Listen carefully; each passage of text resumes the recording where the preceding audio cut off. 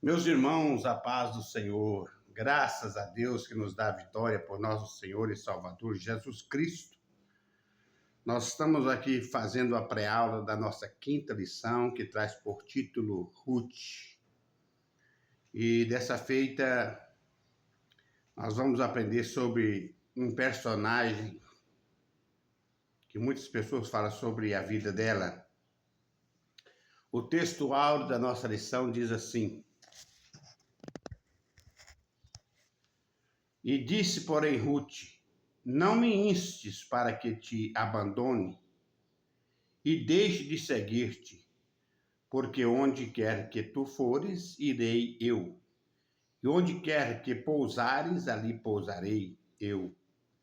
E o teu povo é o meu povo, e o teu Deus é o meu Deus. Ruth 1, verso 16. A verdade prática, a fé que Ruth tinha em Deus, levou a permanecer fiel no seu amor a Noemi. Meus amados irmãos, a história, para nós entender que sobre Ruth, nós devemos voltar um pouquinho aqui no contexto, aqui na história, entender um pouco da história de Ruth, por que Ruth aparece na vida de Noemi. A Bíblia diz que houve uma fome em Belém, uma escassez de chuva, e Elimeleque, então, decidiu descer para Moabe para viver ali alguns anos até que as coisas normalizassem. Ruth é moabita, né? E a Bíblia diz que desceram Elimeleque, Noemi e Malom e Quilion. A família de Elimeleque desceu.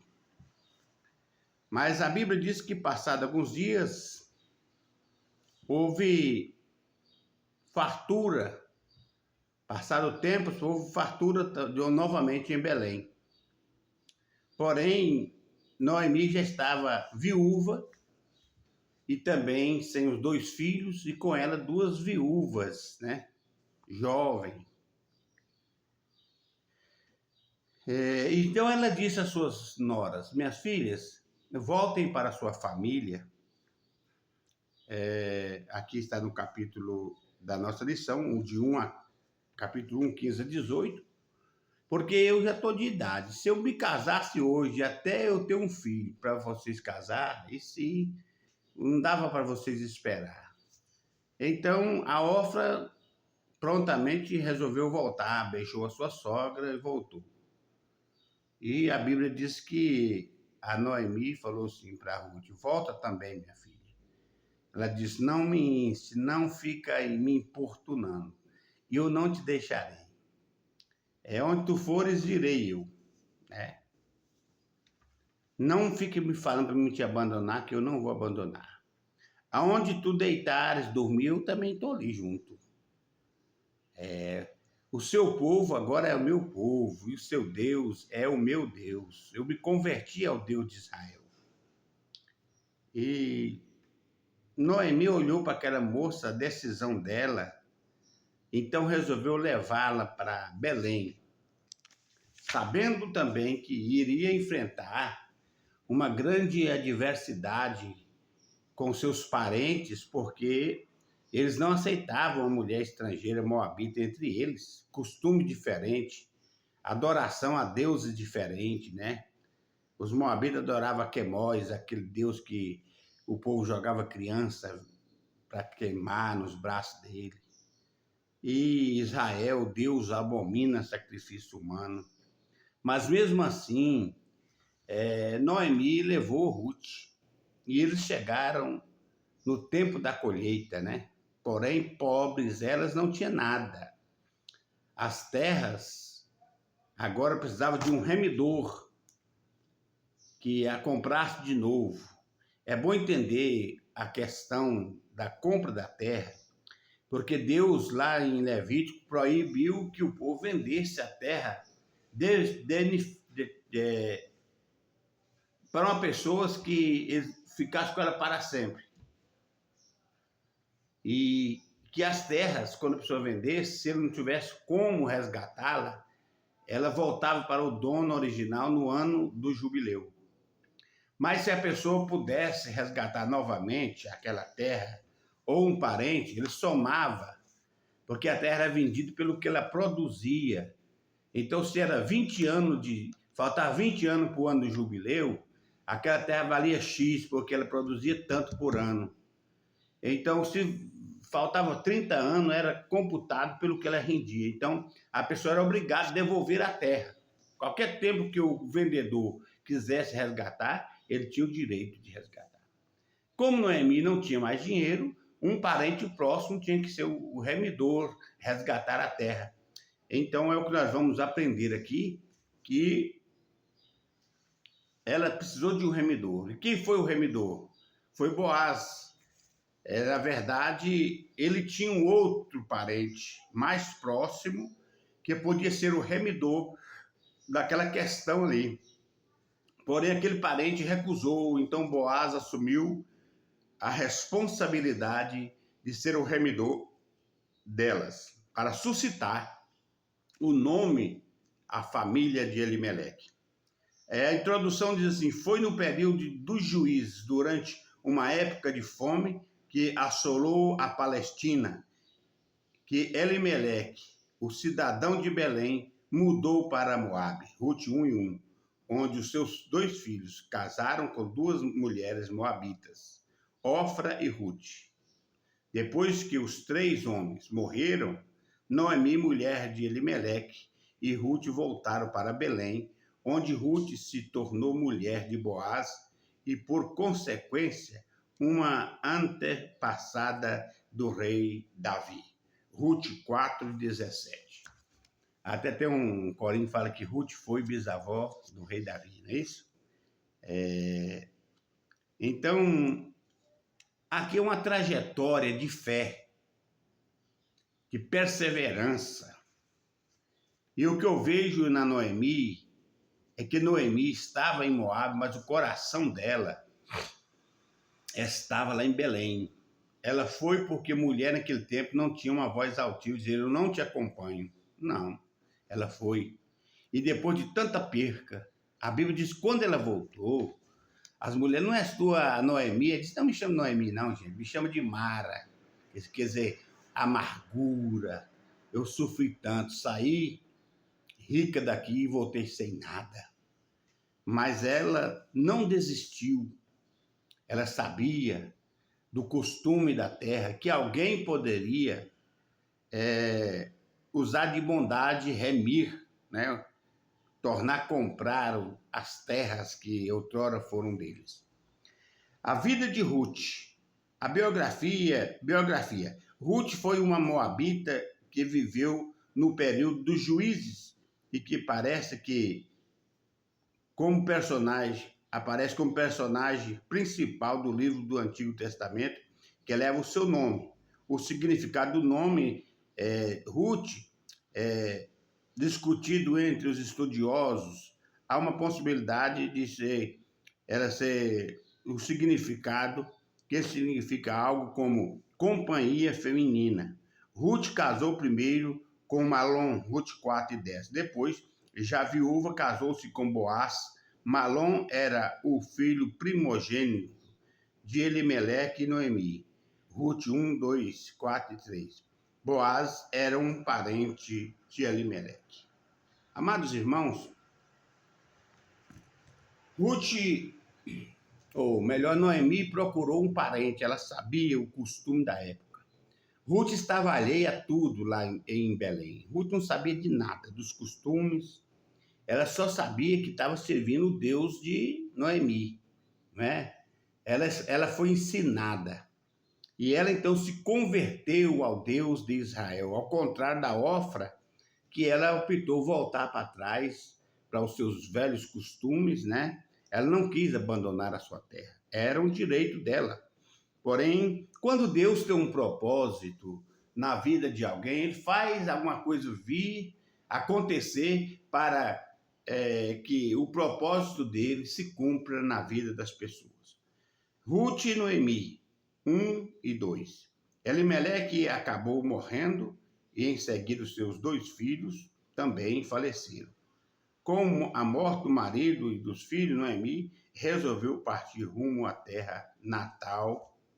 Com isso, ela liberou suas noras a retornarem ao seu povo. Ofra, cunhada de Ruth, aproveitou a proposta e deixou Noemi, sua sogra. Ruth, entretanto, demonstrou seu profundo amor por Noemi e lhe comunicou que não a deixaria e somente a morte poderia separá-las. Ruth 1,17. A fé que Ruth tinha em Deus levou a permanecer fiel ao seu amor a Noemi. Ruth ilustra o princípio divino de quem perde a vida por amor de mim, achá-la, Mateus 10:39.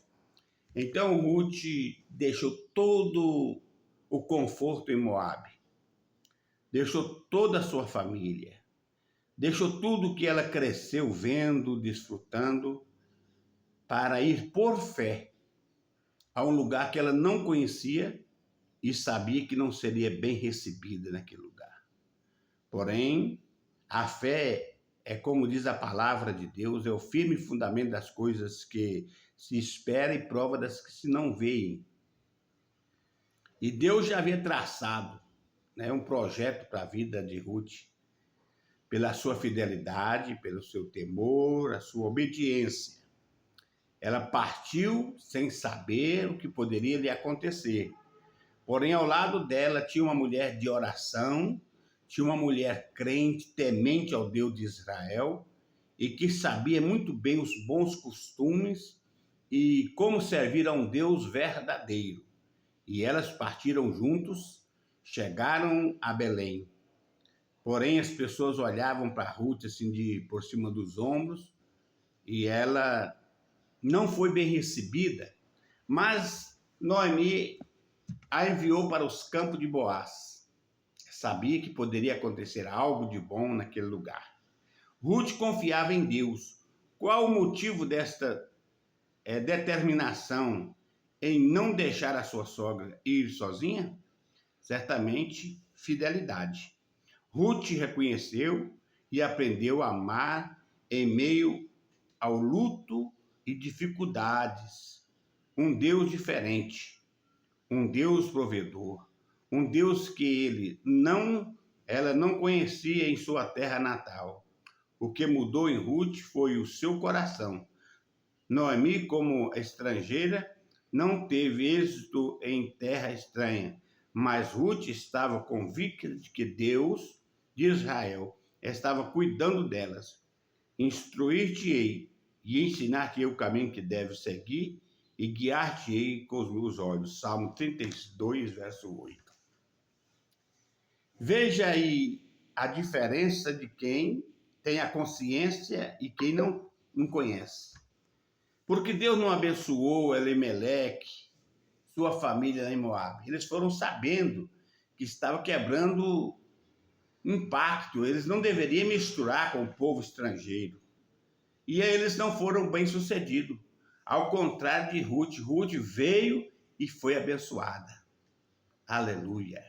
Então, nós devemos ter muito cuidado com as nossas escolhas que nós tomamos decisão em escolher.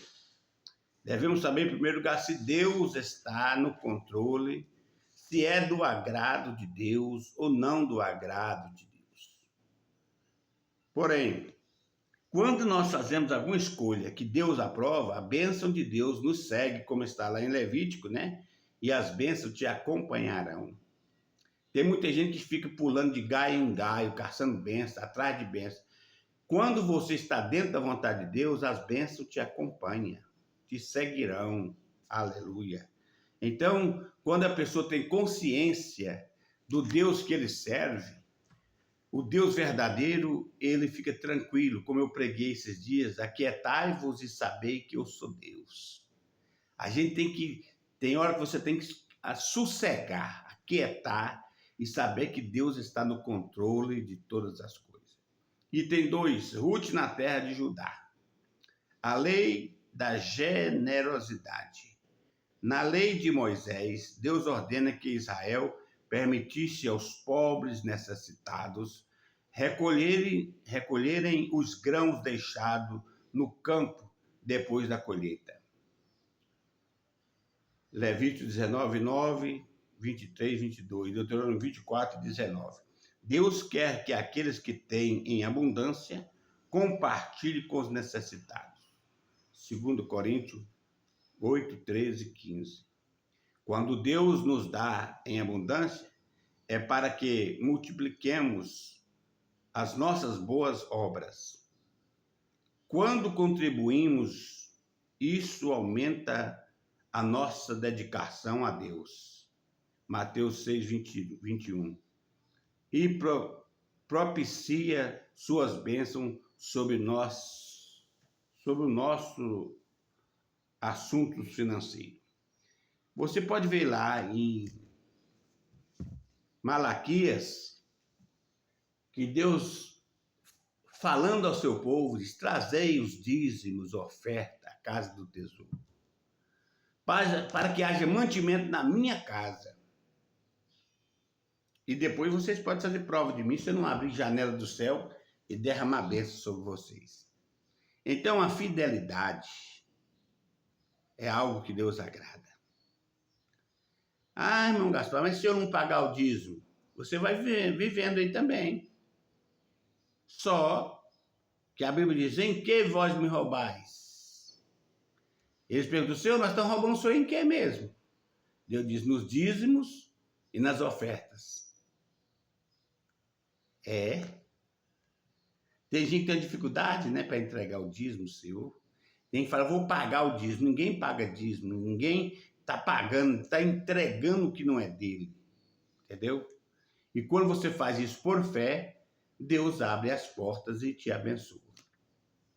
Deus não é Deus de barganha, não, mas é um Deus que contempla a fidelidade, contempla a sinceridade, contempla o amor que a pessoa tem pela causa dele. É verdade, meus irmãos. Tem gente que quer entrega o dízimo, mas ele quer administrar o dízimo. Não. Quem administra os dízimos da igreja é o pastor da igreja. Nós simplesmente entregamos aquilo que é de Deus. E ele tem lá o seu administrador para cuidar. Que Deus nos abençoe. Que nunca venhamos a querer administrar aquilo que está na mão de alguém que Deus colocou capacitado para administrar. Que sejamos fiéis em entregar o que é do Senhor nosso Deus.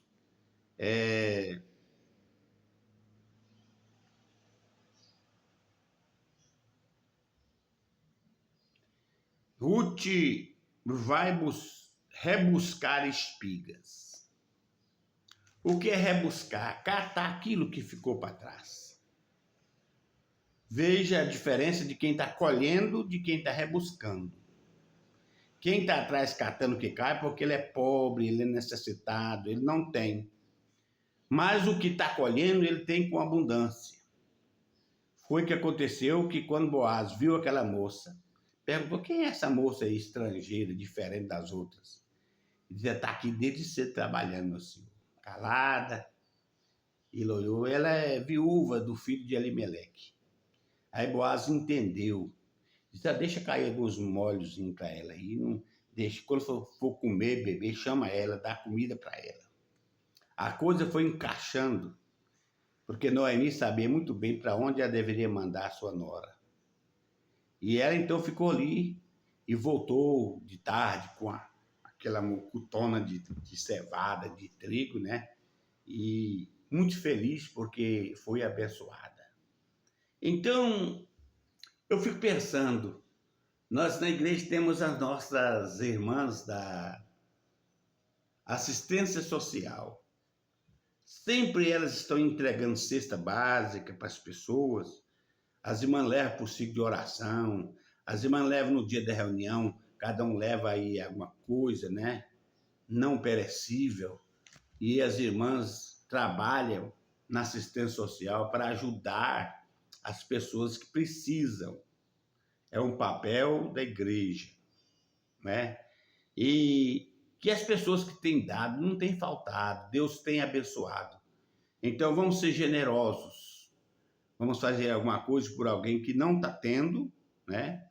E depois nós veremos a bênção de Deus.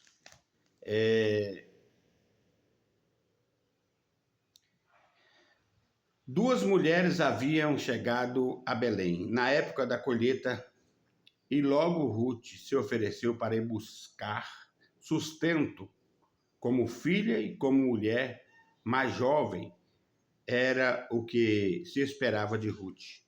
Certamente não era Noemi que iria sustentar a nora, mas pela ordem natural das coisas, seria Ruth a sustentar Noemi.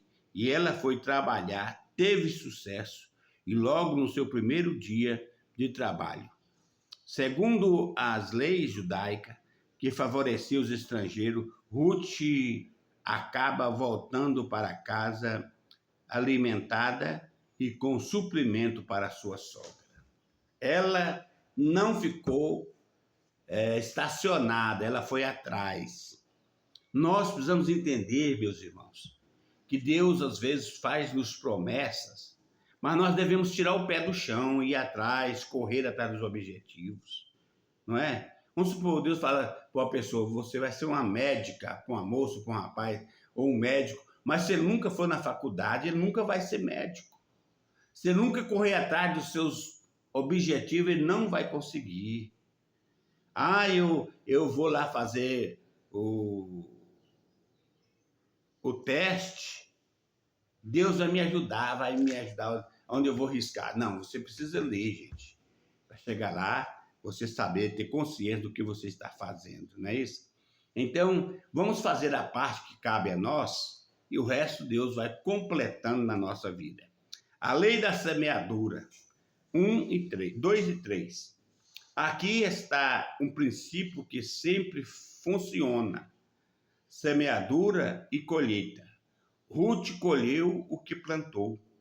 Ela plantou bondade para com sua sogra e colheu bondade da parte de Boaz. O homem que deixou que ela colhesse no seu campo e ainda providenciou para que ela fosse respeitada e suprida. Não erreis, Deus não se deixa escarnecer, porque tudo que o homem semear, isso também ceifará. Gálatas 6 e 7. Meus amados irmãos, a lei da semeadura, isso é um assunto muito sério e que todos nós precisamos pensar nele. O que nós estamos semeando para colher amanhã? Não é? Tem gente que está jogando semente aí, como diz o dizer, a Deus dará. E não está preocupado quando chegar o dia da colheita. E quando chega a colheita, precisa de alguém sofrer para ajudar essa pessoa a colher o mal que ela semeou. Então, vamos ter muito cuidado com a nossa semente, com a nossa semeadura, não é? Que Deus guarde nós, para nunca semear sementes daninhas na terra, para não causar problema a nós e às outras pessoas. Eu fico imaginando, tem gente, até no meio nosso, que apronta cada uma, e no final, quando a consequência chega, vai correr lá para o pastor, vai correr para a casa de um outro, do irmão, na casa de uma pessoa que Deus usa no dom da profecia, e está ali, querendo que Deus vai deixar essa pessoa pagar o preço, colher o que plantou. E às vezes, a gente e outras pessoas sofrem para ajudar, ver se ajuda a minimizar a situação daquela pessoa. Que Deus nos guarde, meus irmãos. Que venhamos semear o que é bom. Aleluia. Vamos semear o que é bom. Porque nós semeamos, mesmo quando nós semeamos o que é bom, Satanás joga sementes ruins. E nós precisamos ter muito cuidado. A Bíblia diz, quando Jesus falava sobre a lei da semeadura, e os discípulos, ele conta a história que um certo senhor semeou, e os seus trabalhadores viram que estava nascendo o joio no meio dos pés do trigo. Ele disse, está nascendo uma semente diferente. O senhor quer que nós vamos arrancar? Ele disse, não. Deixa crescer juntos. Porque se vocês arrancar o trigo agora, o joio, vai arrancar os pés de trigo, vai ter prejuízo. Deixa crescer, quando chegar no tempo, corta o joio, marra em molho, queima e pega o trigo e coloca no celeiro. Sabe por que existe algo em nosso meio que às vezes a gente fica preocupado, outras pessoas ficam preocupadas, que Deus nunca tirou?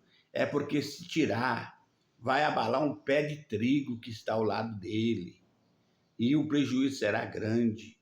Então, como Jesus ensinou, no final vai ter os ceifeiros, vai colher o trigo, separar do joio, colocar o trigo no celeiro, o joio será queimado.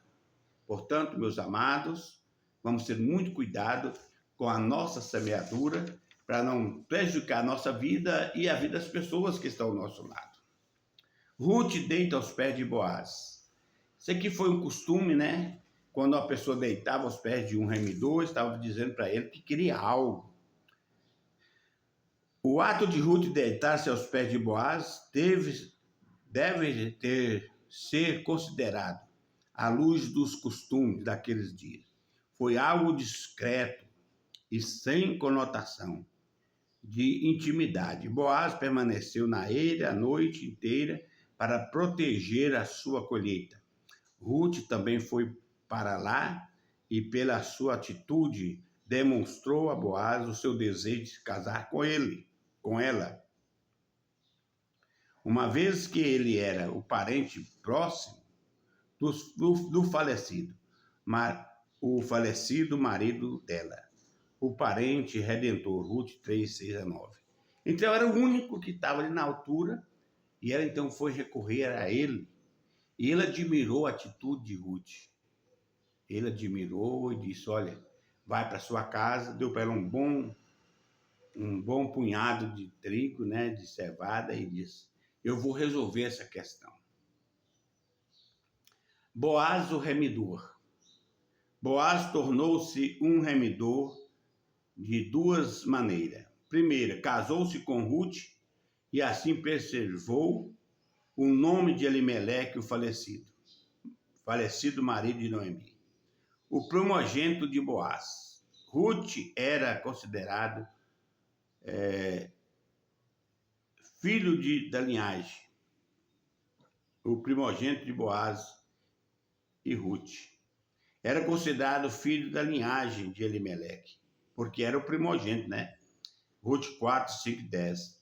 Segundo, Boaz comprou as terras da família que Noemi vendera e as restituiu à linhagem de Elimeleque. Ruth 4, 3, 7 a 10.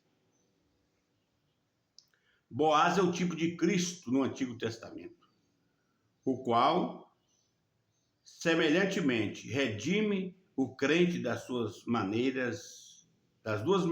Primeiro, ele nos comprou com seu próprio sangue e assim não deixa nossa vida e o nosso nome perecerem no pecado. João 3,16. Segundo, ele nos inclui como remidos na sua herança eterna, no novo céu e na nova terra. Então, Boaz tipifica Jesus.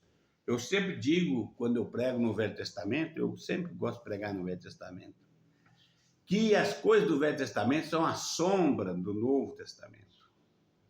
Então você precisa entender o significado de um remidor, por exemplo. Boaz estava fazendo o papel de Cristo. Ele redimiu, né, em duas maneiras. Ele deu um nome para as pessoas. Jesus nos nomeou, disse, eu vos chamei, vos nomeei para que vades e dê fruto e o vosso fruto permaneça. Então nós, quando aceitamos Jesus, nós adquirimos um nome diferente. É isso que Jesus fez por nós, é isso que Boaz fez. Primeiro, ele comprou com seu próprio sangue. Jesus nos comprou, nos redimiu, pagou um preço, como a Bíblia diz, né? A cédula que era contra nós, Jesus cravou na cruz, aleluia, nos dando direito de salvação. Vamos encerrando aqui, vamos caminhando para o fim, para não ficar uma pré-aula muito grande.